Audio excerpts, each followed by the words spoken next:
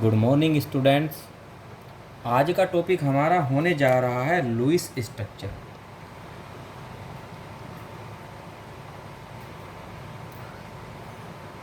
Lewis structure का मतलब है कि जो कंपाउंड बनते हैं उनके जो मॉलिक्यूल्स हैं उस मॉलिक्यूल्स में एटम किस किस तरह से अरेंज है। इस एटम के अरेंजमेंट को जो स्ट्रक्चर दिखाती है उसको बोलते हैं लुईस स्ट्रक्चर।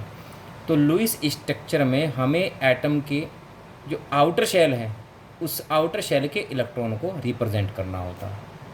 अब लुईस स्ट्रक्चर बनानी आपको सीखनी है तो मैं एक एक एग्जाम्पल के साथ जितनी भी स्ट्रक्चर आपको बनानी जो इम्पोर्टेंट है उसको एग्जाम्पल के साथ बताता चलता हूँ। फर्स्ट एग्जाम्पल लेते हैं हम sodium sulphide Na2S। Sodium sulphide की स्ट्रक्चर क्या होगी, इसमें जो एटम का अरेंजमेंट है वो कैसे है। तो सबसे पहले जब आप लुईस स्ट्रक्चर बनाना चाहते हैं किसी भी कंपाउंड की, उसमें जितने भी एटम है सबका कॉन्फ़िगरेशन निकाल लो। जैसे सोडियम है, सोडियम 11, इसका कॉन्फ़िगरेशन क्या हो जाएगा 281। और इधर सल्फ़र है 16, इसका कॉन्फ़िगरेशन क्या हो जाता है 286।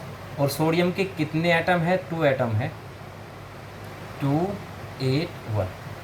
अब सोडियम को अपनी आउटर सेल कंप्लीट करने के लिए यानी कि अपना ऑक्टेट रखने के लिए क्या करना होगा, एक एक इलेक्ट्रॉन का लॉस करना होगा।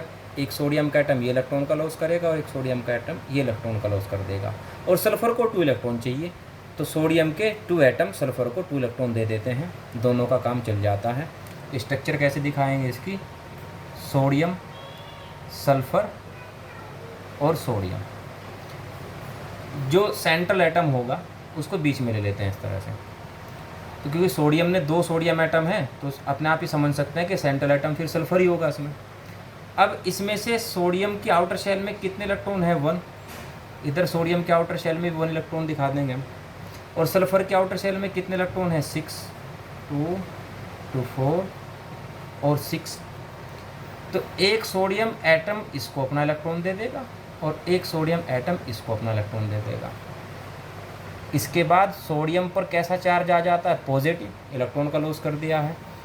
और सल्फ़र पर 2 इलेक्ट्रॉन इसके ये थे, एक सल्फ़र का था, एक का इसका था और एक सोडियम का इसमें आया है।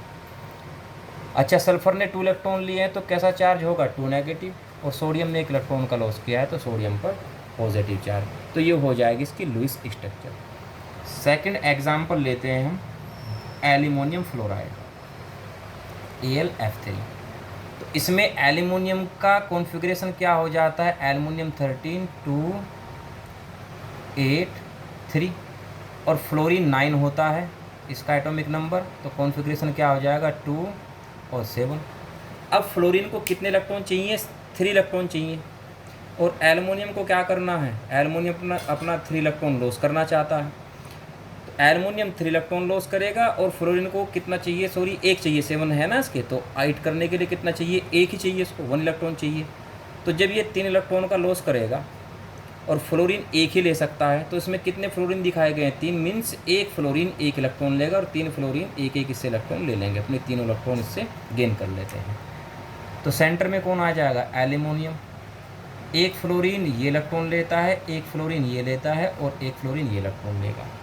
एल्युमिनियम के आउटर शेल में कितने इलेक्ट्रॉन है 3, तो 1, 2, 3। और फ्लोरीन के आउटर शेल में 7 इलेक्ट्रॉन।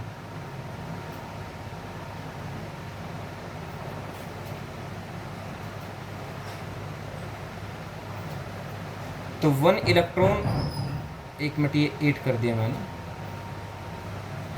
6 कर दिए थे।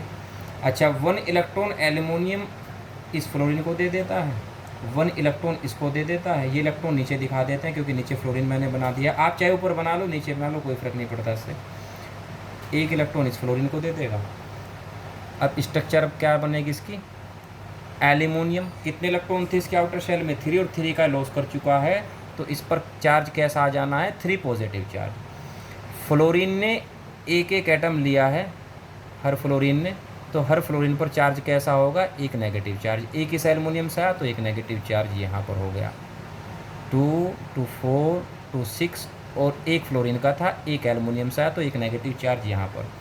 ऐसे यहाँ पर 2, 2, 4, 2 6 और 7 और एक किससे आया है, एल्युमिनियम से, तो इस पर एक नेगेटिव चार्ज। ये हो जाएगी इसकी लुईस स्ट्रक्चर। नेक्स्ट एग्जाम्पल है नंबर 3, हाइड्रोजन साइनाइड।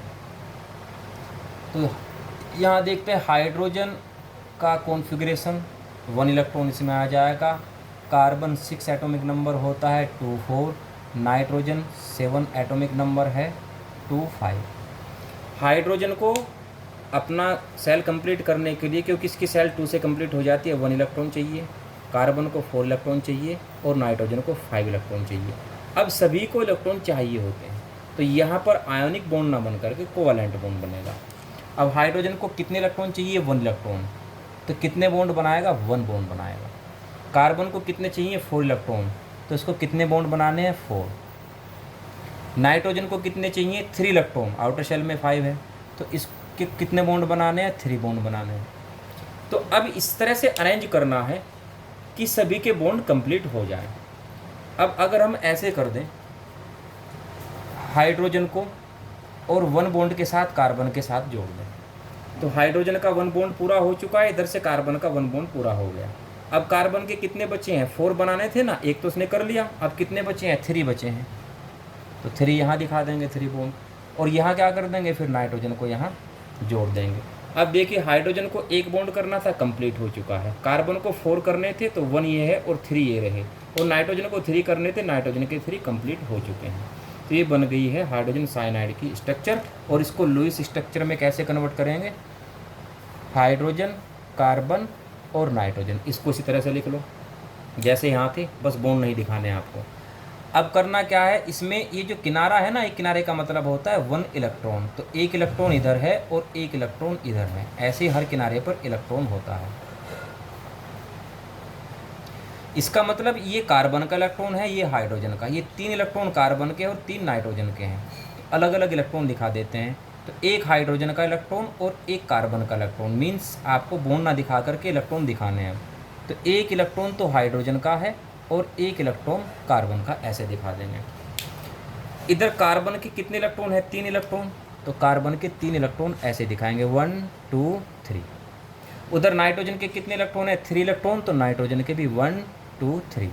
बाकी जो इलेक्ट्रॉन बचे हुए हैं अभी इनके आउटर शेल में, अब उसको दिखा देते हैं। हाइड्रोजन के आउटर शेल में 1 इलेक्ट्रॉन था, 1 हम रिप्रेजेंट कर चुके हैं। कार्बन के आउटर शेल में 4 इलेक्ट्रॉन थे, 4 इलेक्ट्रॉन, 3 इधर दिखा दिए हमने और 1 इधर, 4 हो चुके हैं।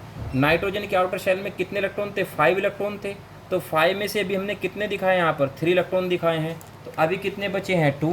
तो इलेक्ट्रॉन का पेयर के फॉर्म में लिखते हैं, इलेक्ट्रॉन का एक पेयर इधर आ जाएगा, इसको हम कहते हैं लोन पेयर। तो ये स्ट्रक्चर हो जाती है हाइड्रोजन साइनाइड की। इसको ऐसे कर लेना, या फिर और समझने के लिए इसको ऐसे बना सकते हैं कि हाइड्रोजन के 2 करने थे ना, हाइड्रोजन के 2 पूरे हो चुके हैं कार्बन से और हाइड्रोजन के इलेक्ट्रॉन को शेयर करके। इधर कार्बन के कितने होने थे, कार्बन के होने थे 8 इलेक्ट्रॉन आउटर शेल में, तो 2 तो ये रहे और 6 ये रहे।